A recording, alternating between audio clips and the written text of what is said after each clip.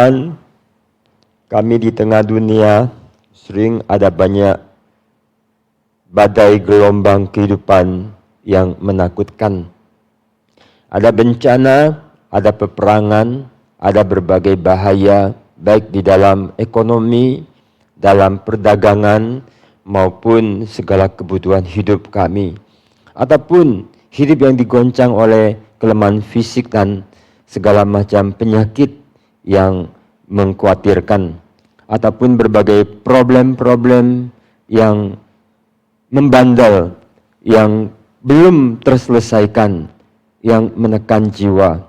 Tetapi biarlah kami mendapatkan perhentian, rest, kelegaan, kedamaian di dalam Tuhan yang mengendalikan akan seluruh dunia, yang menaklukkan badai, angin topan, dan juga berbagai macam masalah.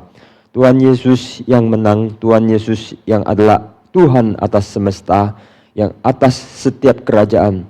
Kami menyerahkan seluruh dunia yang saat ini di dalam segala ketegangan, di dalam ancaman-ancaman, konflik-konflik, baik yang skala di dalam lokal ataupun bisa berdampak kepada seluruh muka bumi ini. Kiranya Tuhan yang boleh pimpin di dalam perdamaian dunia yang masih belum ada tanda-tanda. Juga berbagai masalah, biar Tuhan yang boleh tolong dari mimbar, dari gereja, dari rumah Tuhan pada hari Ahad, hari Minggu, hari kami berbakti, seluruh umat Tuhan berkumpul, kami bersyafaat, Tuhan atas semesta, Raja atas segala raja, kendalikanlah pemimpin-pemimpin negara dan setiap masalah agar ada damai di bumi dan Injil diberitakan. Kami hadir untuk mau mendengarkan kebenaran firman Tuhan. Kami datang beribadah, siapkan hati kami sehingga kami boleh berjumpa dengan Engkau. Terima kasih Bapa, di dalam nama Tuhan Yesus Kristus kami akan merenungkan dan mohon pimpinan dan pengajaran Tuhan. Dalam nama Tuhan Yesus kami berdoa. Amin. Sudah beri salam belum kiri kanan? Belum ya? Sekarang waktunya.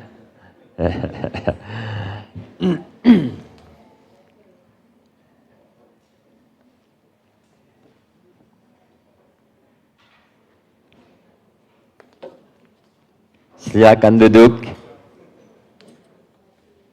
Betapa indah jikalau kita berjumpa dengan saudara seiman yang setiap minggu kita lakukan, tapi kadang kita lupa atau anggap biasa, tapi berharga sekali. Kita akan membaca firman dan kita akan buka dari Matius pasal 21. Matius pasal yang ke-21, kita akan membacakan ayat 23 sampai dengan ayat yang ke-27. Kita akan membacakan Matius pasal 21 ayat 23 sampai dengan 27.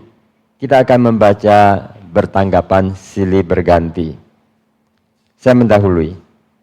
Lalu Yesus masuk ke Bait Allah, dan ketika ia mengajar di situ, datanglah imam-imam kepala serta tua-tua bangsa Yahudi kepadanya dan bertanya, dengan kuasa manakah engkau melakukan hal-hal itu?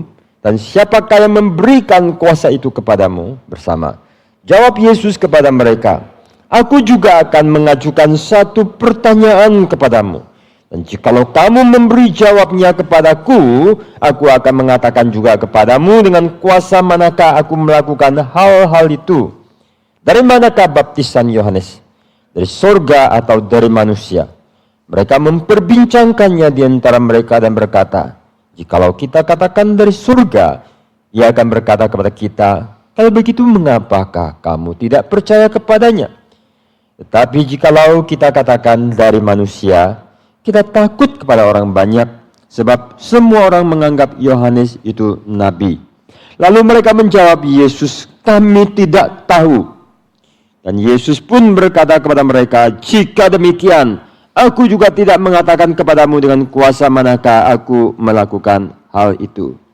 Kita telah membaca satu dialog yang sangat menyedihkan. Di tanah yang suci, di rumah yang suci.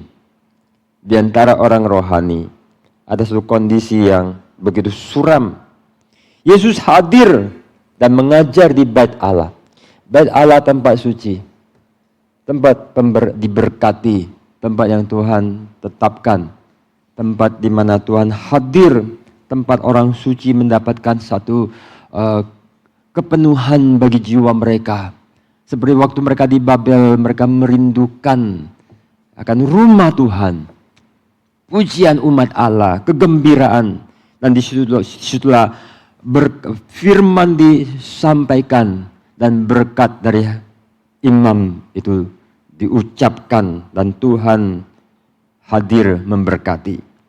Lalu di situ dikatakan Tuhan Yesus mengajar. Tuhan Yesus mengajar. Adakah yang mengajar lebih baik dari Tuhan Yesus?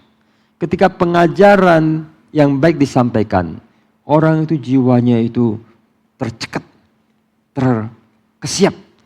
Mereka itu tertarik, bukan tertarik just interested. Mereka ditarik, mereka itu disentuh, mereka dijamah, mereka itu dihidupkan, digerakkan. Dan ketika ada hamba-hamba Tuhan datang ke satu daerah, orang jalan sampai berjam-jam, sampai ada yang bawa kompor untuk dengarkan berita firman Tuhan. Dan firman Tuhan ada kalanya disampaikan sampai berhari-hari. Sekarang paling banyak 3 hari. Ya, seminar yang besar baru 7 hari. Tapi ada kalanya hamba Tuhan itu khotbah KKR sampai sebulan. Bayangkan gimana orang itu punya kerinduan yang luar biasa. Tuhan Yesus mengajar pengajarannya penuh kuasa dan pasti mencerahkan. Pasti penuh karunia dan kuasa. Karena kata-katanya itulah dari surga, dari Sang Ilahi yang penuh kasih, penuh hikmat, yang melampaui akan Salomo, yang menarik Ratu Sheba datang. Tapi ini ada yang lebih besar. Betapa bahagia orang yang bisa melihat dan mendengarkan Dia. Tapi Tuhan Yesus bukan hanya mengajar. Dalam ayat yang ke-14, kalau kita mundur di dalam perikop sebelumnya, di situ dikatakan bahwa Tuhan Yesus menyembuhkan, orang-orang datang dan mereka disembuhkan. Jadi di sini kita melihat bagaimana seorang hamba Tuhan, seorang nabi, seorang yang diurapi, yang mengajar dengan penuh kuasa, dan bagaimana dia itu dengan penuh kuasa melakukan mujizat, penyembuhan. Itu akan membuat orang itu tertarik luar biasa. Orang akan tersentuh luar biasa. Lalu di situ ada lagi, yaitu bahwa orang-orang yang adalah rohaniwan, yang mestinya peka, orang-orang yang terlatih untuk membedakan barang bagus sama barang tidak bagus, hal yang berkualitas sama tidak berkualitas. Kalau kita tidak biasa dengan emas, kita bisa tertipu kalau beli emas. Kalau orang yang sudah biasa main kayu, dia tahu kayu itu kualitasnya apa. Kalau orang sudah biasa mengerti tentang jam atau apa, dia tahu membedakan barang bagus sama tidak. Ya. Semua itu perlu ada keahlian, kepekaan, pembelajaran. Lalu ada orang-orang yang akan sangat diberkati jikalau Yesus datang dan mereka tahu ini dari Tuhan. Tetapi kita lihat satu ironis yang makin nyata. Itu bahwa ketika Tuhan Yesus ada di sana, kita melihat bahwa bagaimana imam-imam kepala, tua-tua bangsa yang terlatih dan terdidik mestinya untuk boleh peka kepada siapa pengajaran dari Tuhan hadir. Tapi justru kita mendapati merekalah yang paling tidak peka. Yang paling peka, yang orang rohani, imam-imam kepala, orang rohaniwan, sekolah teologia, tiap hari berkecimpung di dalam firman, pengajaran, hal rohani, tua-tua, orang yang bukan bodoh, yang terpilih, wakil rakyat, yang mewakili, tetapi ketika Sang Kudus yang penuh anugerah itu, the precious Jesus, the beautiful of Jesus, Yesus yang begitu indah itu hadir, Kita lihat betapa Simeon itu begitu bahagia. Bahkan lihat cuman bayi itu. Dia melihat satu keindahan kemuliaan. Orang Majus datang jauh-jauh. Hanya untuk lihat bayi. Tapi melihat jauh ke depan. Tetapi orang yang paling rohani di rumah Tuhan. Ketika pengajaran dari orang dewasa dalam kematangan. Umur sudah 33 tahun. Tidak lama dia akan disalibkan. Dan melakukan mujizat.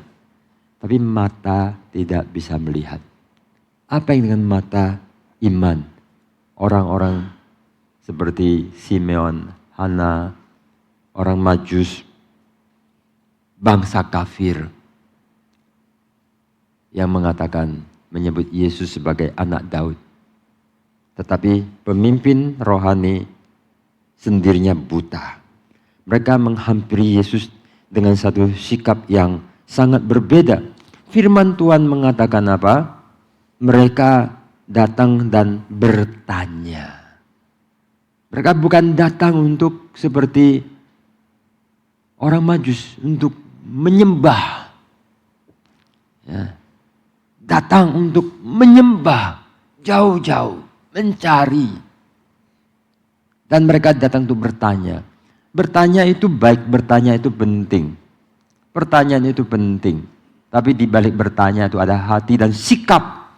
Ya. Mereka bertanya untuk belajar, mereka bertanya untuk berguru, mereka bertanya untuk mau bertumbuh, atau mereka bertanya untuk mempertanyakan, atau untuk mencari kesalahan. Dan kita tahu bagaimana sikap mereka. Dan kita lihat di sini, mereka itu datang dengan sikap yang negatif. Mereka datang untuk mempertanyakan otoritas Yesus. Inilah pertanyaan mereka. 2. 1. Dengan kuasa apakah? Dengan kuasa manakah engkau melakukan hal-hal ini? Yaitu perikop sebelumnya. Yesus membersihkan bait Allah. Membongkar. Karena rumah bait Allah sudah sibuk dengan banyak yang jualan. Lalu mendapatkan banyak keuntungan. Dan orang tak berdaya. Tak boleh mempersembahkan koin dengan gambar kaisar. Kursnya agak ketinggian. Atau ada hal-hal yang merugikan. Atau paling tidak untung. Atau walaupun mungkin fair price. Tapi bikin ribut. Sehingga misalnya kalau ada yang mau jualan apa, kita mengatakan jangan di dalam gereja, jangan di pintu gereja. Lalu orang agak singkir. Kalau tidak nanti akan ramai jualan. Bahkan tidak boleh ramai jualan untuk entah asuransi lah, entah inilah atau apa. Jangan jadikan gereja sebagai tempat untuk bisnis. Boleh berbisnis di luar, jangan campur. Tapi biarlah hari Tuhan, di rumah Tuhan, suasana yang khusyuk, suasana yang tenang untuk orang bersembayang. Orang renungkan firman, orang itu tenang dan tidak menjadi satu fokus yang lain. Dengan kuasa manakah engkau melakukan ini? Yang kedua mereka bertanya, dan siapakah yang memberikan kuasa itu kepadamu? Mereka mempertanyakan tentang otoritas Yesus. Mereka itu bertanya dengan satu presaposisi bahwa kamu dicurigai. Kamu tak punya otoritas. Atas dasar apa kamu melakukan itu? Sebenarnya waktu bertanya mereka sudah ada sikap dan jawaban. You tidak punya otoritas. Kalau mereka melihat otoritas, mereka langsung tunduk.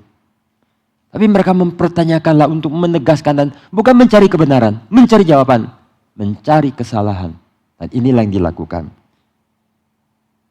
Luar biasa apa yang terjadi pada orang-orang ini. Satu kesalahan, satu ironi yang diceritakan. Kegagalan yang luar biasa. Pemimpin agama yang menyatakan sesuatu keburukan, kegagalan yang luar biasa. Kalau orang sudah tahu ini Yesus baik, mereka sikapnya tidak akan begitu. Tapi mereka bertanya, sudah ada satu sikap. Sebelum sesuatu itu kelihatan di permukaan, di bawah gunung es, di bawahnya itu sudah ada hal-hal penting yang mendasari. Inilah yang tidak mereka periksa dan lihat. Sehingga mereka datang dengan sikap mempertanyakan Yesus, mengkritik Yesus, menentang Yesus, memusuhi Yesus. Dan mereka lakukan itu di dalam rumah Tuhan kepada Dia yang dinantikan, dan mereka berdoa, datanglah Mesias. Dan waktu Mesias datang, bukan hanya Mesias biasa, tetapi adalah Allah yang inkarnasi jadi manusia. Di seluruh sejarah umat manusia ada satu peristiwa dan satu pribadi yang lebih mulia daripada Yesus, anak Allah yang inkarnasi. Never. In whole history of mankind. Never. Pemimpin, pendiri, pengajar terbaik manapun bagi umat manusia, tidak ada yang sama seperti ini, karena ini adalah lain kategori. Allah sendiri yang turun jadi manusia, kemuliaan ilahi yang berselimut kerendahan hati untuk boleh menjangkau, untuk boleh mati, untuk boleh menghampiri, untuk boleh memberkati. Seharusnya mata iman melihat di balik kerendahannya untuk menyambut Sang Mulia, bukan menutupi kemuliaannya untuk melihat hanya hal-hal yang adalah sesungguhnya keburukan itu tidak ada pada Yesus kecuali dalam hati manusia, mata manusia yang menghalang. Ini yang menghalangi kita tidak pernah mau melihat Yesus sebagai satu-satunya kebenaran. Dialah satu-satunya yang memberi kita keselamatan, anugerah yang tidak bisa kita temukan bahkan di dalam pengajar dan nabi yang terbaik dalam umat manusia. Karena Dialah yang hanya Dia yang sanggup membawa kita kepada keselamatan. Sesungguhnya kepada Dialah kita harus bersujud, menyembah, mencium kakinya. Karena di dalam Dialah kita beroleh keselamatan. Tapi sayang sekali saudara, mereka datang kepada Yesus, melihat Yesus yang mengobrak-abrik akan bait Allah dengan orang yang berjualan. Yang bagi sebagian orang mungkin sudah kesel sekian lama.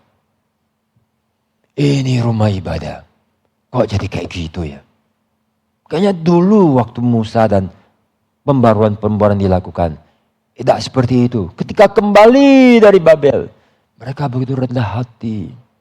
Tapi sekarang kok udah jadi pasar ya, jadi mall ya. Tapi kita nggak punya kuasa. Kita menantikan pemimpin-pemimpin kita, hei wakil rakyat, hei pejabat-pejabat, kapan kalian nih, Pak? Saya bisa ngomong ini kok kisru ya, kok rame ya, doa tuh keganggu, gak bisa konsentrasi ya. Tapi tak ada jawaban. Kali ini ada Yesus, wah mungkin sebagian orang senang. Kita butuh orang seperti ini. Inilah yang memberi pembaharuan, supaya kita boleh berdoa dengan baik. Mestinya ini yang dilakukan dan disupport paling kuat oleh yang paling berkepentingan, yaitu para pemimpin di dalam bait Allah. Tetapi yang paling diharapkan justru yang menjadi penentang itu sendiri, melegakan demi keuntungan.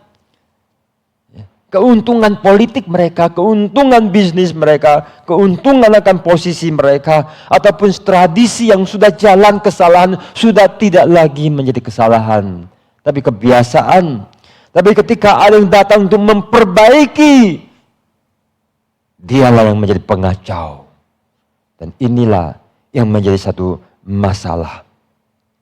Mereka tidak lagi melihat tindakan Yesus yang memperbaiki sebagai hal yang positif, tetapi justru sebagai pengacau, sebagai tindakan lancang, dan atas otoritas apa. Saudara, ironinya luar biasa. Kalau kita sebagai orang yang di dalam posisi, kita dalam barisan daripada pemimpin agama ini, betapa cilakanya kita. Bagaimana orang yang terdidik dalam agama, yang berkedudukan sebagai petinggi agama, Baik imam-imam kepala yang dalam bait Allah maupun tua-tua bangsa yang adalah wakil-wakil orang terpilih untuk mewakili rakyat sebagai orang yang hikmat, yang bijak, yang mengarahkan, yang memberkati, memberi sejahtera bagi rakyat. Tidak tahu apa yang baik dan mereka telah memiliki ketumpulan rohani. Dan inilah satu fenomena yang sangat buruk luar biasa. Triple kesalahan. Satu, mereka sudah salah tidak sadar. Mereka salah. Dan waktu dikoreksi, mereka bukannya dikoreksi, tapi yang dikoreksi mau dikorek-korek. Dan bukannya lihat sebagai satu keuntungan diperbaiki. Yang kedua, ketika sang kebenaran dia yang berotoritas datang untuk mengkoreksi, mereka tidak mengenali dia. Mereka sebagai pejabat orang penting di dalam bait Allah maupun di dalam masyarakat. Petinggi di dalam seluruh masyarakat, di dalam lembaga agama maupun di masyarakat. Dan itu sangat dekat sekali bagi satu masyarakat yang sangat religi. Demikian. Tetapi mereka yang mestinya paling peka justru mereka tidak mengenalinya. Ya. Mungkin domba yang tahu ini Tuhanku, oh Tuhanku Yesus. Mungkin hewan-hewan burung yang tahu, cucut, ini adalah Tuhan penciptaku. Seperti keledainya Bileam, bisa lihat Tuhan dan dia tidak berani maju. Bileam justru maju terus untuk kebinasaan. Ini kita harus belajar bagaimana dari hewan, dari yang rendah. Kita belajar mengenal Tuhan. Tapi orang yang paling melayani di rumah Tuhan, justru yang menolak Tuhan. Yang ketiga, ketika dikoreksi bukannya tobat, tapi justru melawan dia mengkoreksi. Sehingga menambah dosa. Ini kedegilan yang sangat luar biasa. Ketika kita pergi ke rumah Tuhan itu baik. Tapi pergilah dengan hati yang berjumpa dengan Tuhan. Mendengarkan pengajaran Tuhan. Yang akan disampaikan melalui hambanya. Beribadah kepadanya. Memuji dia. Dengan pujian yang firman Tuhan mengatakan. Dengan pujian yang sedap. Dengan bergembira. Berdoa dengan khusyuk. Karena Anda bukan yang paling penting. Bukan saya paling penting. Anda dan saya sama. Saya diberikan tugas. Dan tugas itu adalah panggilan untuk saya berdiri di sini. Dan saya lakukan ini bukan untuk Anda, untuk Tuhan. Anda hadir sini juga bukan untuk saya, tapi untuk Tuhan. Dan kita sama-sama menyembah. Saya sama-sama melayani, Anda melayani. Saya sama-sama memuji, sama-sama bersyukur, meninggikan Dia. Dengan cara saya berbicara, Anda mendengar. Saya menyibukkan diri dengan mempersiapkan. Anda tidak kalah mempersiapkan dari sebelumnya supaya nggak ngantuk.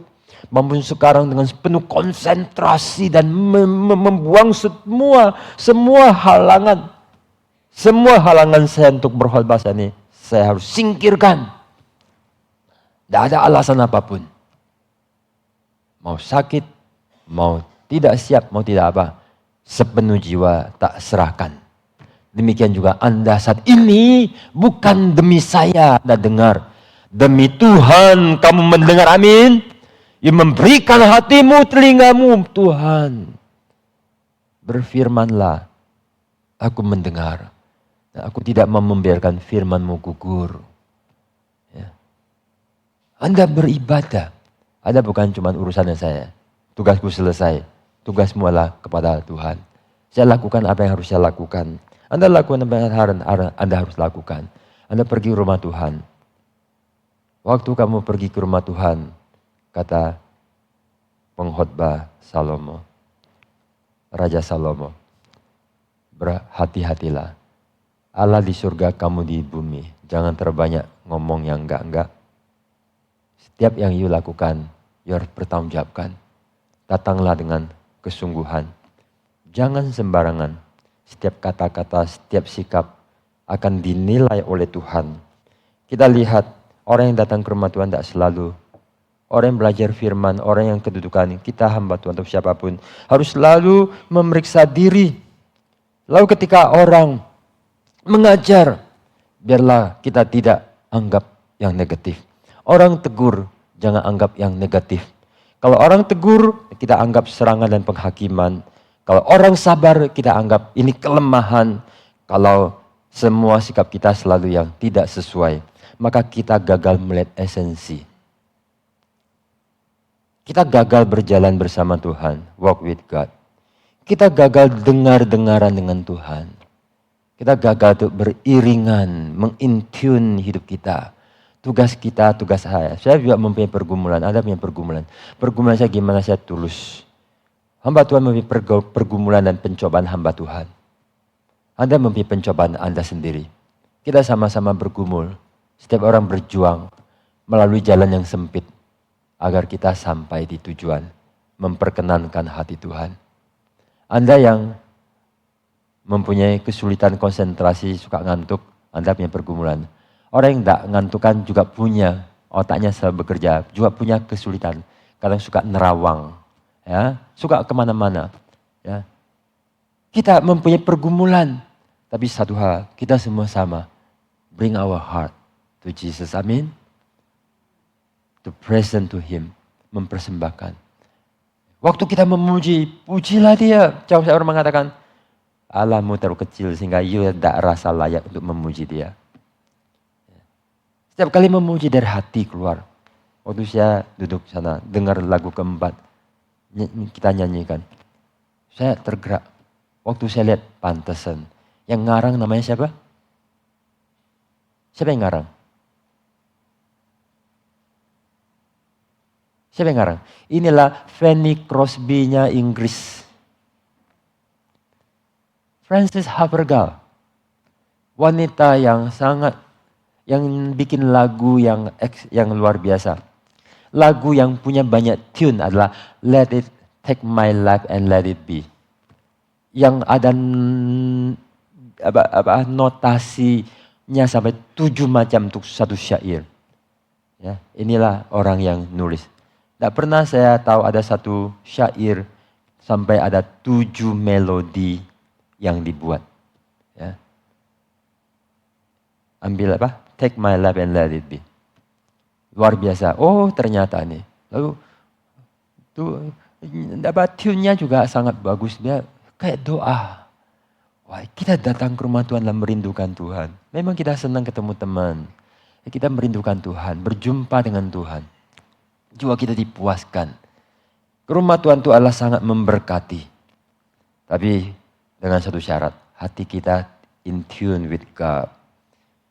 Dan tidak menjauh atau semakin jauh dari Dia. Ayat yang ke-25. Yesus ditanya dan Yesus menjawab. Aku juga mau ajukan pertanyaan kepadamu. Kamu jawab, aku akan jawab yang kamu tanya. Dan Tuhan Yesus bertanya, this is my question.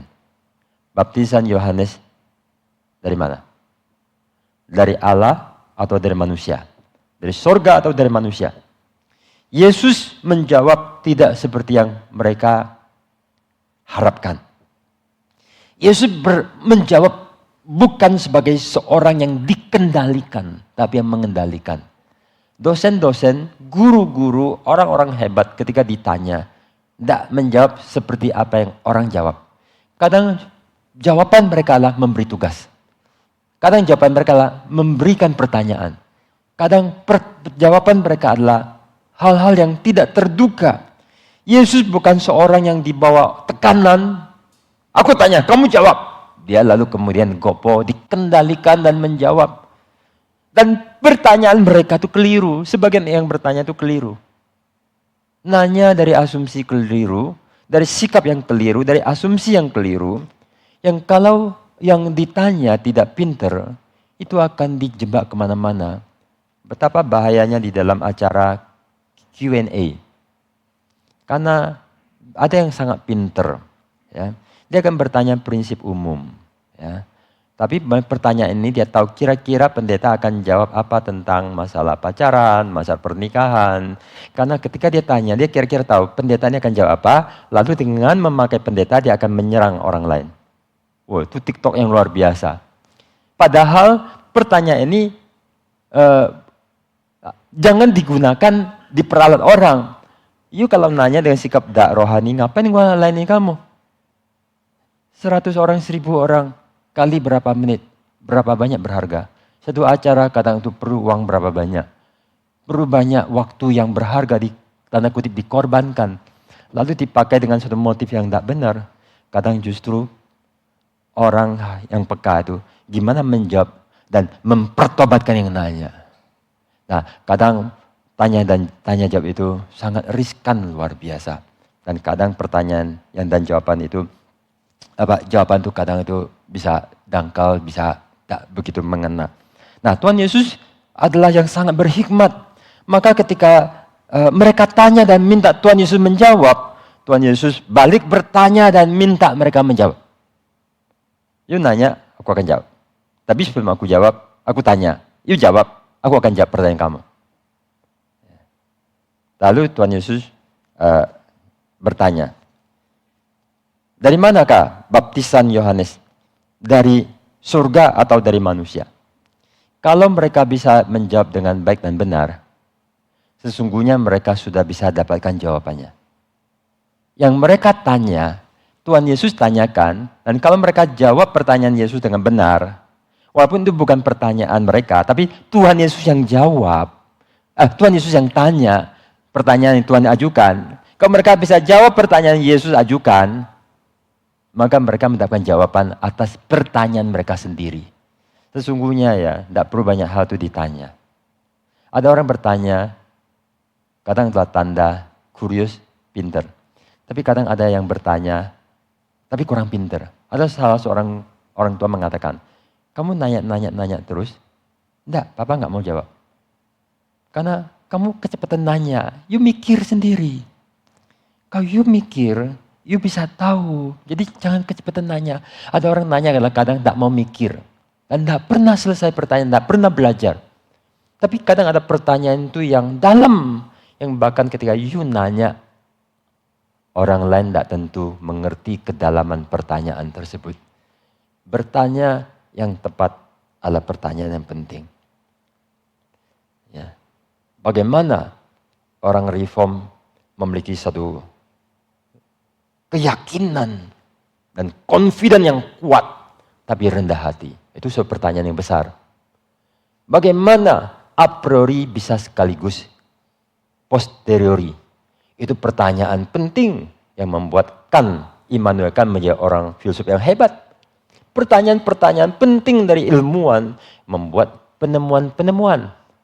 Bagaimana supaya manusia itu di tengah banyak kesibukan, capek, terus nyuci, bagaimana bisa mencuci sendiri? Nah, itu pertanyaan membuat inovasi. Pertanyaan-pertanyaan adalah arahan hati dan inovasi maksud baik. Atau pertanyaan-pertanyaan yang nyeleneh, pertanyaan-pertanyaan yang menyerang, pertanyaan-pertanyaan yang tidak baik. Maka hati itu penting. Arahkan kemana? Arahkan kemana? Untuk pada apa yang baik, apa yang mulia, apa yang berguna. Kata Rasul Paulus. Ya. Maka Tuhan Yesus mengajukan suatu pertanyaan. Dari surga atau dari manusia? Mereka diskusi. Dan diskusinya konyol. Ayat 25, ayat 26. Mereka itu, dan 27a. Bagaimana diskusi mereka penuh dengan dilematis. Yohanes adalah nabi yang berusaha melakukan reformasi rohani dan moral. Dan bagi orang Yahudi yang banyak sudah diakui. Kelihatan banget seorang yang approve, seorang yang memang jelas kredibilitasnya, kerohaniannya, kebenarannya. Dia menyatakan masalah-masalah dan membawa pertobatan. Dan banyak orang yang dibawa kepada Tuhan dan diberkati. Orang mengakui Yohanes adalah nabi yang diutus Tuhan dan mereka bertobat. dan memberi diri dibaptis. Tetapi pemimpin agama ini tidak terima. Bukan karena Yohanes tidak benar. Mereka yang tidak benar. Mereka lah yang terhalang oleh politik, oleh kedudukan, oleh kepentingan diri. Oleh keberdosaan mereka. Sehingga kepada orang-orang demikianlah justru Alkitab menunjukkan Tuhan Yesus jauh lebih keras. Ya, daripada orang berdosa manapun. Karena ada satu kekerasan jiwa yang begitu membahayakan.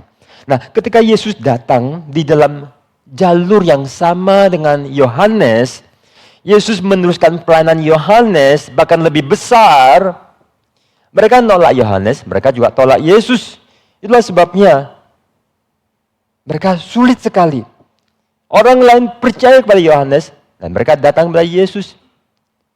Dan seharusnya kalau mereka itu benar, dan kalau mereka bisa jawab dengan benar, mereka itu tulus, mereka akan bisa temukan Yohanes benar, Yesus itu benar. Yang tidak benar adalah bahwa ada yang menghambat. Hati yang tidak lurus, hati yang tidak benar, hati yang tidak mau terima, yang membangkang tak habis-habisnya.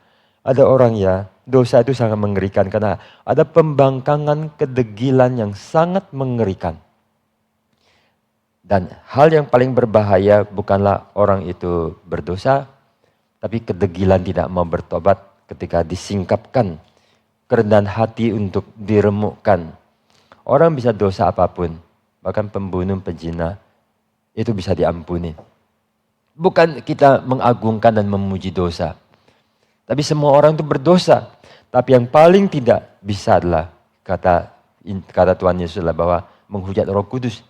Ketika digerakkan tidak tergerak. Ketika disingkapkan tidak mau berubah.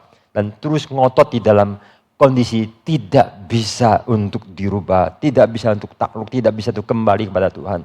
Nah, inilah yang jadi masalah mereka. Sehingga mereka dalam satu dilema. Dilema yang muncul bukan mereka kurang pintar. Tapi dari hati yang tidak benar. Hati yang membangkang. Mereka memilih, ditanya, ya atau tidak? Yohanes, ya dari surga, dari Allah. Yohanes, bukan dari Allah, tapi datang dari manusia. A atau B? Mereka tidak jawab A, tidak jawab B, mereka pintar banget, tapi kebalik. Yaitu, tak menjawab. Mereka pilih yang ketiga. Saya ingat ketika anak saya waktu kecil, saya ngomong tak akan bosan sampai nanti, puluhan tahun juga. Kalimat ini. Itu saya tanya, hey, who you love the most? Mama atau papa? God. Good. Saya terkesan. It's good. Ya, tidak usah cerita ini keluarga saya, tidak usah. Tapi prinsip ini bagus.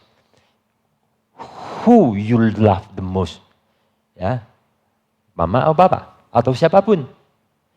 God. Bukan A, bukan B. Tapi, menerobos. Kita tidak boleh dipancing, dikurung oleh cuman pilihan A, satu atau dua. Tapi ada sesuatu yang melampaui. Itu harus jadi prinsip paradigma kita. Tapi ini jeniusnya kebalik. Yohanes dari Allah atau dari manusia. Bukan A, bukan B, mereka kreatif. Tapi kebalik, yang satu ke surga, satu ke neraka. Mereka tidak mau menjawab. Kalau gitu aku juga tidak menjawab. Banyak orang itu bukannya kurang pinter, tapi tidak bersih.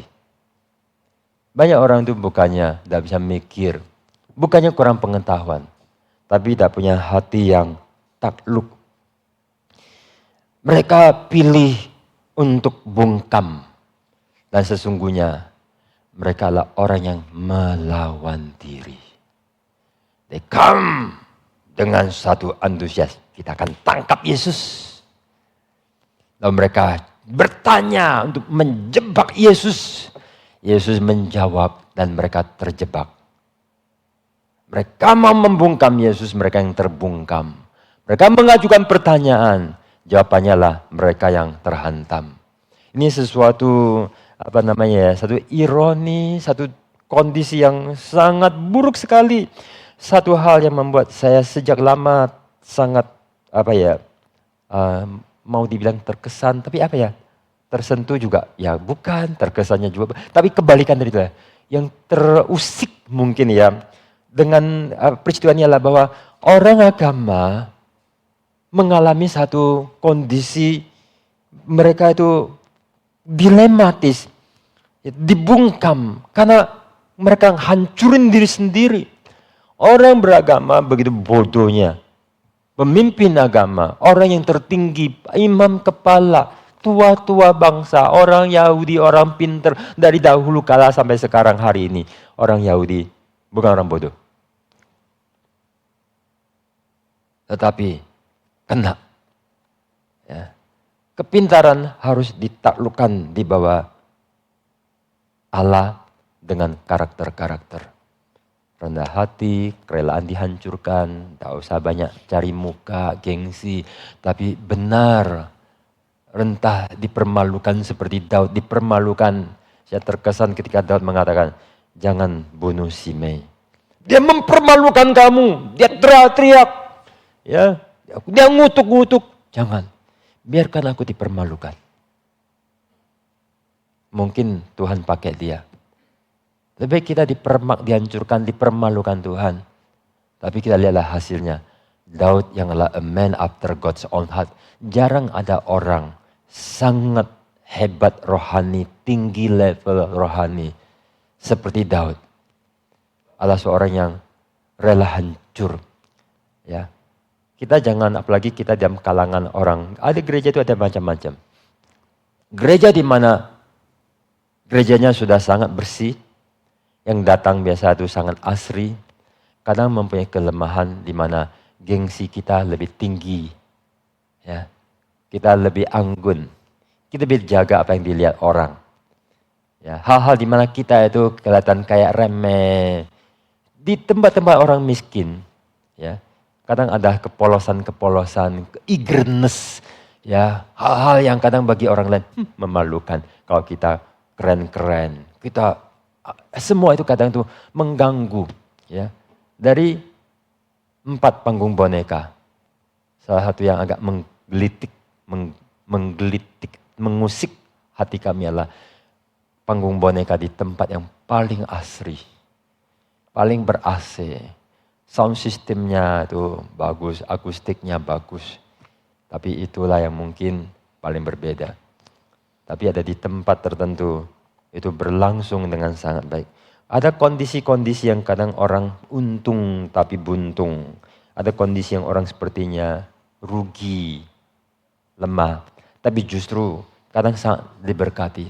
Maka berbahagialah orang yang mengalami kondisi terpuruk, lemah, rasa hancur, rasa gagal, rasa tidak berarti, rasa diri bodoh, rasa diri buntu. Dan disitulah dia akan melihat Tuhan segala-galanya. Sebelum seorang mengalami Tuhan segala-galanya, you are in danger in spiritual life. Ya. Orang paling besar, orang paling hebat dalam pengalaman hidup mereka pernah mengalami, aku sangat tak berdaya kalau bukan Tuhan. Walaupun mereka pinter, walaupun mereka hebat, pengetahuan, sangat punya latar belakang yang luar biasa. Tapi itu yang paling penting. Celakalah mata yang tidak bisa melihat kemuliaan orang mulia. Celakalah yang gagal melihat cahaya kemuliaan Allah dalam Yesus Kristus. Celakalah orang yang ketika Tuhan datang, mereka buta dan menolak. Dan inilah yang terjadi. Maka betapa penting kita itu memiliki apa yang seperti kata firman Tuhan tentang Tuhan Yesus. Tuhan memberi aku telinga seorang murid. Tuhan memberi aku mulut seorang murid. Tuhan memberi aku hati seorang murid. Yang tanggap, siap, yang rendah hati. Yang ketika mendengarkan firman, pengajaran, kritikan. Bahkan yang kritik punya niat busuk pada kita. Tuhan pakai untuk kita terima. Seperti Simei, niatnya busuk, karakternya jelek, motifnya sangat negatif. Tapi Daud bisa mengambil manfaat dari Simei sebagai alat di tangan Tuhan. Orang saleh seperti itu. Tapi ketika ada orang mulia, orang motif baik, orang tua, guru, paman, bapak, ibu, yang begitu baik menasihati kita. Sampai kadang mereka cerewet, Kadang mereka ngulang sampai susah hati. Kita tetap nolak. Pokoknya semua yang membuat aku senang, itulah yang aku senang. Dan apa yang membuat aku tak senang, tak peduli. Itu baik atau buruk. Yang baik pun kita tolak. Saya beberapa hari lalu itu membersihkan dapur kompor. Karena agak kotor dan sedikit empati sama istriku yang jadi queen of the house sekaligus babu di dalam rumah. Jadi saya bersihin. Ada satu hal yang saya itu sangat berkesan sekali. Ketika saya membersihkan kompor itu ya, kompor itu ada api. Itu kan untuk taruh panci dan periuk. Itu ada besinya. Itu diangkat lalu ini. Salah satunya itu jarang dipakai karena apinya kurang bersih. Satunya yang paling dipakai. Besi itu hancur. How? Besi itu bisa hancur. Besi hancur karena ketika ada masakan, ada manis-manis, ya, itu meluap dan tumpah, manis-manis itu makan besi. Tulang-tulang kita, gigi kita yang kuat itu, yang bisa gigi kita itu bisa tahan 50 kilo. Giginya ikan paus itu bisa ratusan kilo. Gigi itu kuat sekali. Ada yang cabut gigi itu setengah mati, maka ada yang kau cabut gigi bungsu maunya yang cari cowok. Karena kadang itu berperang, luar biasa ya. Tapi gigi itu bisa hancur. Kenapa? Gula, asam. Saya kaget gimana? Waktu saya bersihkan pakai apa yang hijau-hijau itu, lalu kemudian pakai yang agak besi-besi itu hancur. Gula itu enak. Banyak makanan kalau dikasih gula jadi enak. Hampir banyak makanan itulah kita makan gula. Enaknya dari gula. Kalau kurang gula itu perlu ada iman untuk menikmati sesuatu yang kurang enak. Dan gula yang enak itu adalah sesuatu yang paling berbahaya. Bayangkan seluruh organ kita itu ketika ada diabetes, habis. Kiranya kita bukan hanya senang semua yang enak-enak nyaman. Kadang teguran, nasihat, bantingan Tuhan, pukulan Tuhan, hajaran Tuhan. Kita mau punya hati seperti Daud. Kalau ini dari Tuhan, sekalipun keluar dari mulut bajingan, Simei itu orang tak baik. Simei itu orang busuk. Simei itu orang jahat. Simei itu orang rendah. Tapi orang luar biasa tetap menyerap apa yang Tuhan memberikan. Tapi ketika Tuhan Yesus yang mulia penuh anugerah, pengajarannya begitu indah, melakukan mujizat, ada orang yang tetap menentang betapa mengerikannya dosa. Please. Jangan di antara kita ada yang tak pernah terima Tuhan. Jangan di antara kita ada yang tak pernah untuk sujud dan menyambut Tuhan.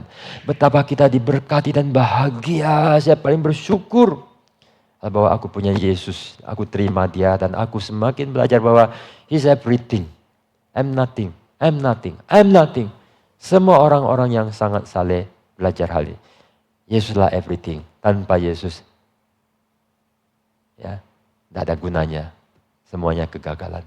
Mari kita utamakan dia. Amin saudara. Inilah rumah sembahyang di mana Tuhan Yesus ditinggikan. Saya khotbah, tidak peduli bahwa suaraku itu agak parau-parau indah. Ya, tapi yang pentinglah kamu mendengarkan, merespon dan kita memberi hati kita kepada Tuhan.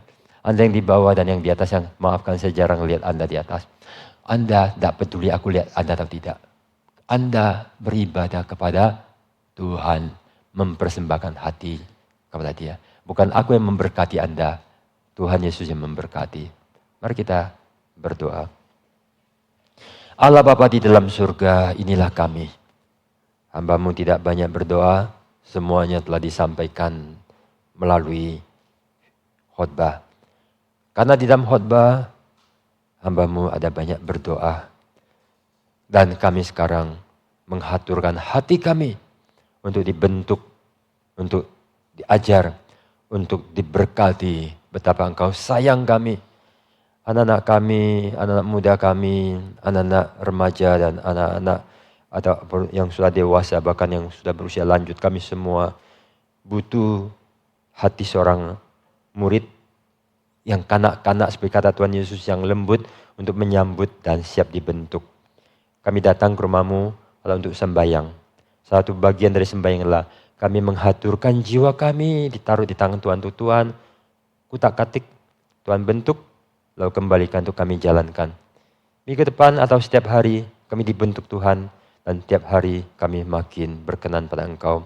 Biar ibadah kami berkenan pada Engkau Tuhan. Di dalam nama Tuhan Yesus kami telah berdoa. Semua mengatakan amin.